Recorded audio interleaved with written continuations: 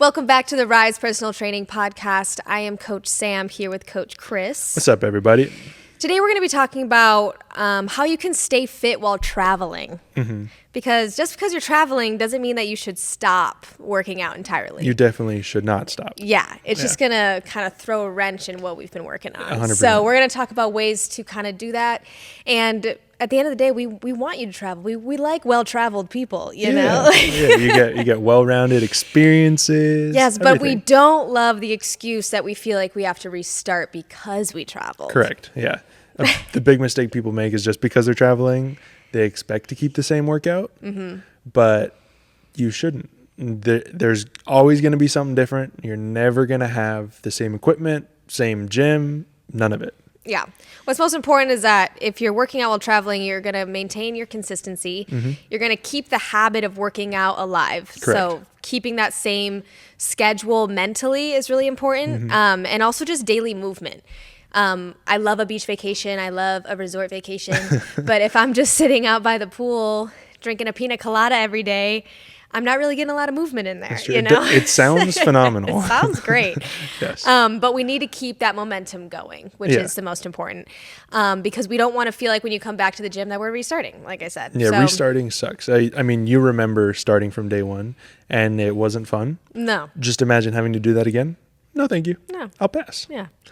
So what should we do? You should probably aim for like shorter, kind of efficient workouts because no one wants to spend an hour in the gym while on vacation. No. Like 20 to 30 minutes, that's perfect. Yeah. Circuits, supersets, intervals, those are really great. It'll keep your heart rate up. You're getting a good amount of cardio in while you're also lifting. Keep in mind, you're probably not going to be lifting as heavy as you are when you're here with us, but you're still lifting weight. You're still moving around. A quick example of a workout could be some squats, either weighted or body weight. You could do some jump squats, some rows, some type of rowing. Reverse lunges are really good. Push-ups, planks, usually 3 sets of 10, maybe 3 to 12. And if you're going a little bit heavier, maybe 3 of 8, 4 of 6. It just depends on how much time you really have or how much time you want to put into actually working out. Yeah, we don't have to hit a new max while we're traveling. No, you know, we don't need any no. PR whistles being blown while Right, we're right.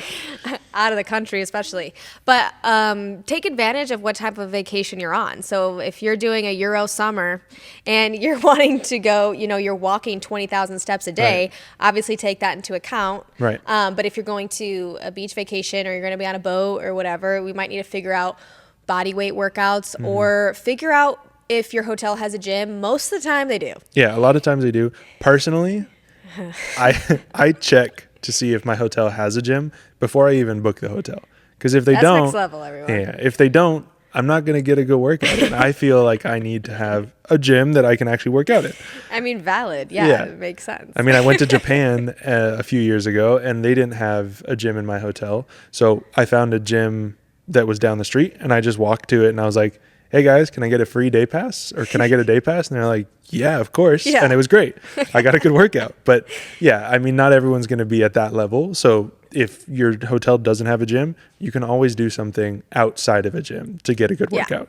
Like she said, Most long of the walks, time, whatever. You could probably find a pair of dumbbells at a 100%. not so great gym at a hotel. Yes, definitely. And we can work with what we got. Otherwise, body weight exercises are great. Plank variations, squat variations, jump squats, like a lot of what we do in our warm up, we could do without a weight if we really wanted to. Yeah. You know, we add weight to, you know, challenge our core and everything, but we can make it work. Yeah. Because realistically, you can work out anywhere, anytime. Like I could drop down right now and do some push-ups. Go on. No. But yeah, I mean, packing for your vacation is always stressful because you don't know what to take. But always keep in mind that you want to take some gym clothes, some shoes, so you don't have the excuse of I didn't bring the stuff, I don't have the stuff, I'm not going to work out. Shoes. Oh Looks no, like I'm not doing anything for 3 weeks. Right. Like that's not. You got to be proactive. You got to be proactive and plan ahead. Make sure you have the right equipment. Right. You have to take into account also like your jet lag, where you're going. If you're 16 hours difference, it's going to suck. But get some good sleep. Make sure you're trying to put the best foot forward. Even if you just stretch in your hotel room when you get there, because you've been cooped up on a plane ride for so long. Like any type of movement, any type of mobility is great. Obviously, take into account how you are feeling, because if you're, have poor sleep for 3 days in a row, it probably wouldn't be smart to go do a hard workout. Correct. Yeah, but it won't be great. Stretching is always going to benefit you. Walking is going to benefit you. So just we're trying to keep that in the back of our mind as we're traveling. And then a huge thing is the nutrition aspect. When you're on vacation, it may just be easy to reach for that beer, get those fries and whatnot. Understand you're probably going to eat and drink more than you normally would, and probably not the best stuff either. The biggest thing is probably prioritizing your options. So protein, huge. As long as you're getting that in, it's good. If you can substitute veggies and fruits for the heavier fried foods, do it. I mean, granted, there's probably going to be one or two where you're going to be like, for sure, I want but maybe that. Let's not make it every meal. Correct. If you're at a really fancy restaurant and they're known for their sweet potato fries, I'm not going to tell you and get mad at you if you get broccoli instead. Right. Would I prefer it? Sure. Yes. Yeah. But then maybe the next day, if you go back to that, you wouldn't also get the fries again. Right. Exactly. Yeah. I mean, we'll go more in depth in a future episode about the nutrition and healthy options when you're traveling. But for the most part, it's prioritize the protein. Make sure you're getting that in, and then if you can make healthier substitutes when you can, do it.